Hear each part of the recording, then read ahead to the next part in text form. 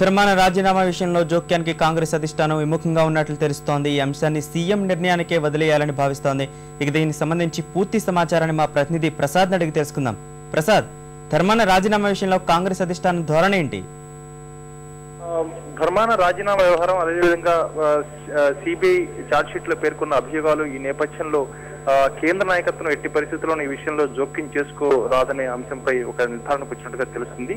ఇదే విషయాన్ని పార్లమెంట్ లో ఈ రోజు కొంతమంది కాంగ్రెస్ అధిష్టానంలో పెద్ద నేతలను కూడా కలిసినప్పుడు ప్రస్తావించగా ఇదే విషయాన్ని వాళ్ళు చూచాయిగా చెప్పడం జరిగింది. ఈ విషయంలో ముఖ్యమంత్రి గాని లేకపోతే పిసిసి అధ్యక్షుడు గాని ఇతరత్ర నాయకులు గాని ఎవరైనా వచ్చినా గానీ దాన్ని సంప్రదిస్తామే కానీ దీనికి సంబంధించి కేంద్ర నాయకత్వంగా ఎలాంటి నిర్ణయం తీసుకోవడం కానీ జోక్యం చేసుకోవడం కానీ ఉండదన్న విషయాన్ని చెప్తున్నారు.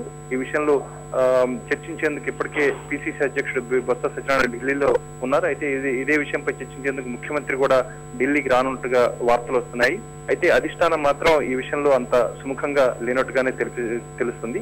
అదేవిధంగా రాష్ట్రంలో ఉన్నటువంటి వ్యవహారాలను కూడా పూర్తి స్థాయిలో ప్రక్షాళన చేసే దిశగా అడుగులు ఎత్తున్నట్టుగా తెలుస్తుంది. అధిష్టానం ఇప్పటికే సంప్రదింపుల పర్వాన్ని ప్రారంభించింది.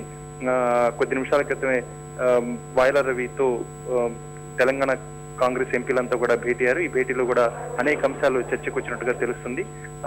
ఇతరత్ర అన్ని అంశాలు చర్చించడంతో పాటు పార్టీని ప్రక్షాళన చేసే అంశం కూడా వారితో చర్చించినట్టుగా తెలుస్తుంది. ఈ విషయంపై 1-2 వారాల్లో పూర్తి స్థాయిలో ప్రక్షాళన చేసి పునర్వ్యవస్థీకరణ చేయాలనే ఆలోచనలో ఉన్నట్టుగా తెలుస్తుంది. ఆ మేరకు అతి త్వరలోనే నిర్ణయాలు కూడా ఉంటాయని తెలుస్తుంది.